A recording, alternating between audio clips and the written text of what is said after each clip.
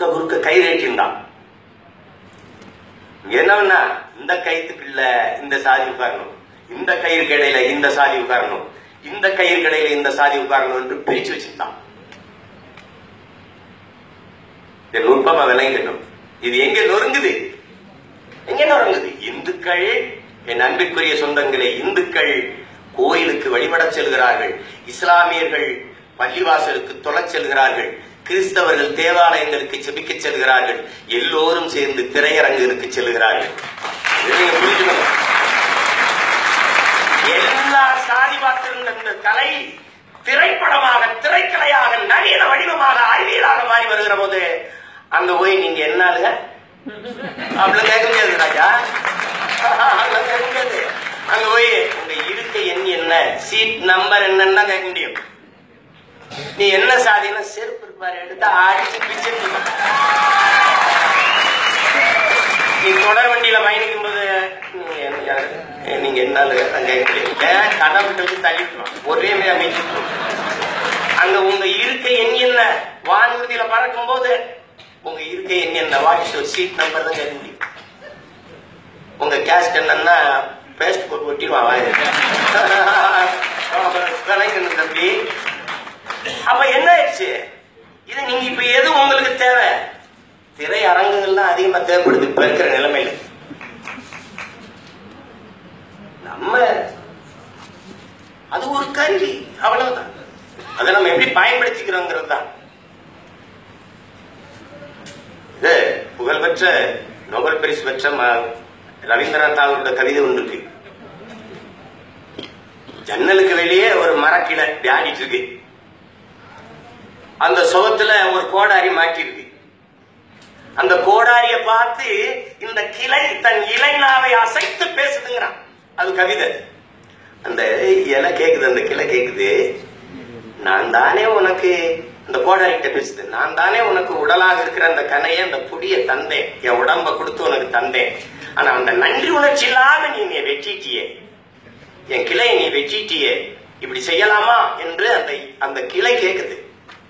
அதுக்கு அந்த கோடாரி பதில் சொல்லுது, நான் என்ன செய்வேன், நான் பாட்டுக்கு செவனேன்னு இந்த ஆணியில தான் தொங்கிக்கிட்டு இருந்தேன், ஒருவன் வந்து என்னை தொடும் வரை என்று கவிதை முடியுது.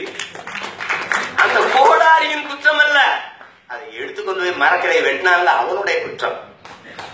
இப்ப இந்த திரைக்கலை என்பது ஒரு கருவி, அந்த கோடாரி போல. நீங்க என்னவா பயன்படுத்திக்கிறீங்க தான். நீங்க எப்படி பாட்டு எழுதுறீங்க? நீங்க இப்ப என் தம்பி சொல்றா இருந்து எனக்கு நெருக்கடியா இருந்துச்சு, பாட்டு 200 பாட்டு 250 பாட்டு தான் நல்ல பாட்டு வரணும் விஜய் சொல்றான். சரிதான், 250 பாட்டாவது உன்னை எழுத விட்டாங்களேன்னு நீ பெருமைப்பட்டுக்கலாம். இப்ப எங்க அண்ணன் எல்லாம் சொல்றாங்க, வியாபாரம் உலகம் வியாபாரம் ஆயிடுச்சு, வியாபாரம் என்ன, என்னமோ சினிமா மட்டும்தான் வியாபாரம் ஆயிடுச்சுன்னு. ராஜா, உலகமே வர்த்தக உலகம். நாடு ஏற்றுக்கொண்டிருக்கிற பொருளாதாரமே சந்தை பொருளாதாரம். வர்த்தக பொருளாதாரத்தில் நீ வாழ முடியாது. சந்தை பொருளாதாரத்தில், சந்தையில் வர்த்தகம் தான் நடக்கும், வாழ்க்கை நடக்காது. இங்க திரைக்கலை மட்டும் வியாபாரமாகவில்லை ராஜா. பயணிக்கிற பாதை, படிக்கிற கல்வி, குடிக்கிற நீர், உயிர் காக்கும் மருத்துவம் எல்லாமே வர்த்தகமாகிவிட்டது. அதுல சினிமா ஏமாத்திரம் ஒண்ணும் பண்ண முடியாது. நீ அதுக்குள்ள ஆக பெரும் படைப்புகளை நம்ம பிள்ளைகளுக்கு கொடுத்துருக்காங்க. அதுக்கு என்ன பேரு? வரலாற்று பெரும் புரட்சி என்று நீ பார்க்கணும். அப்படித்தான் தம்பி மணிகண்டனுடைய காக்கா முட்டை, என் தம்பி செடியனுடைய டூலெட்டு, தம்பி கோவி நைனானுடைய அறம், ராஜ்முருகனுடைய ஜோக்கர், அப்படிதான் பார்க்கணும்.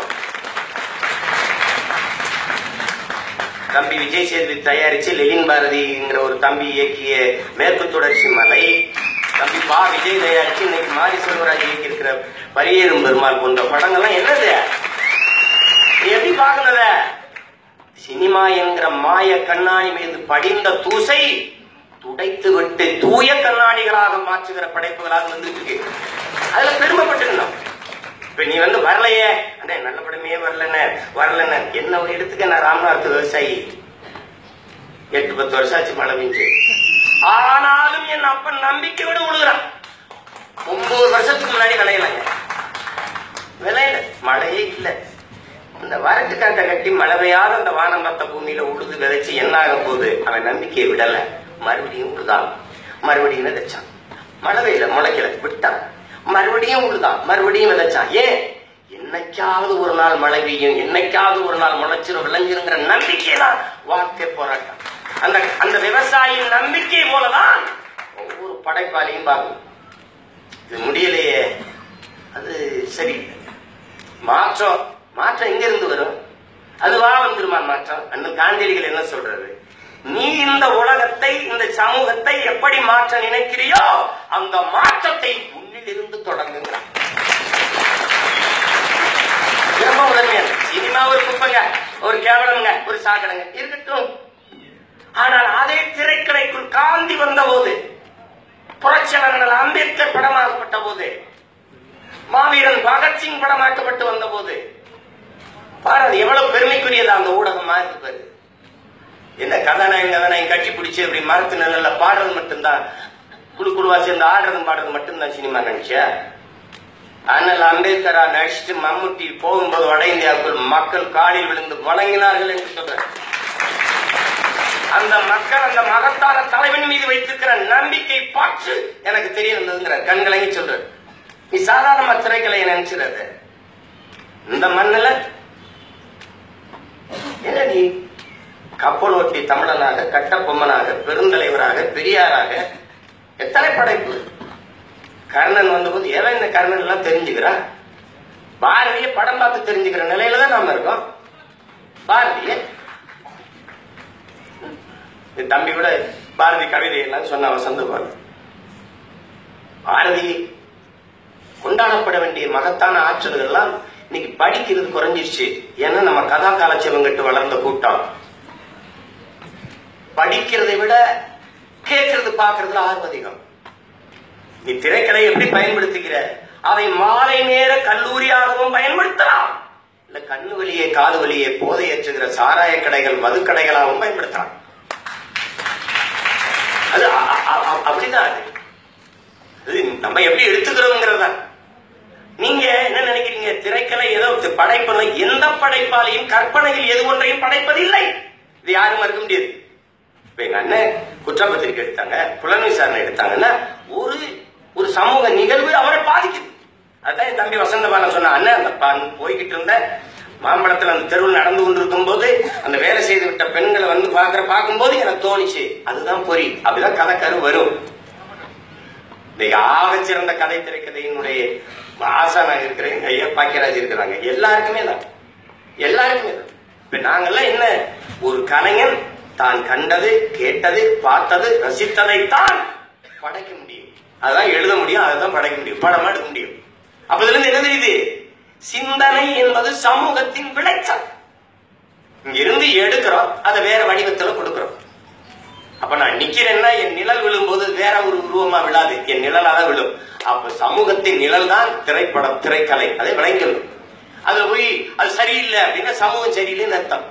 கவத்திரு குன்றக்குடியில என்ன சொல்றாரு? ஒரு நாட்டில் ஒவ்வொரு மனிதனுக்குமான அடிப்படை தேவை இருக்கிறது. என்ன தேவை? உணவு, உடை, உறையும். இதை கொடுக்க வேண்டியது அரசின் கடமை. அதை அரசு கொடுக்க தவறுகிற போது அந்த சமூகம் குற்ற சமூகமா தான் இருக்குங்கிறாரு.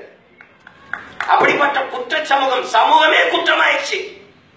தெருவுக்கு 2 படிப்பகங்கள் இருக்க வேண்டிய இடங்களில் எல்லாம் தெருவுக்கு 2 குடிப்பகங்கள் இருக்குது. அதை வைத்துக் கொண்டு நீ சட்டம் ஒழுங்க காப்பாற்றுகிறேன் என்று சொல்கிறார்கள். அதுல என்ன இருக்கு? நீ குடிக்க போகும்போது மோட்டர் பைக்ல போலாம், கார்ல போலாம், குடிச்சிட்டு வண்டி ஓட்டிட்டு வரக்கூடாது. இதெல்லாம் விதி, இதெல்லாம் சட்டம். இது இல்ல கேட்டு சிரிச்சுக்கணும். அப்ப என்ன பண்ணணும்? அங்க ஒரு அவசர ஊர்தி வைக்கணும். ஒவ்வொரு டாஸ்மார்க் முன்னாடி ஆம்புலன்ஸ் வச்சு குடிக்க போகும்போது முகவரி கொடுத்துட்டு போ, வீட்டு அட்ரஸ். நீ குடிச்சிட்டு வண்டியை நிப்பாட்டிட்டு போயிரு, காலில் வந்து எடுத்துக்க, அப்படி கொண்டு வரணும்ல. அதான் ஒரு தம்பி படத்துல எடுத்துருந்தான். நட்டத்துல ஆவின் பால்லாம் டோர் டெலிவரி பண்றீங்க,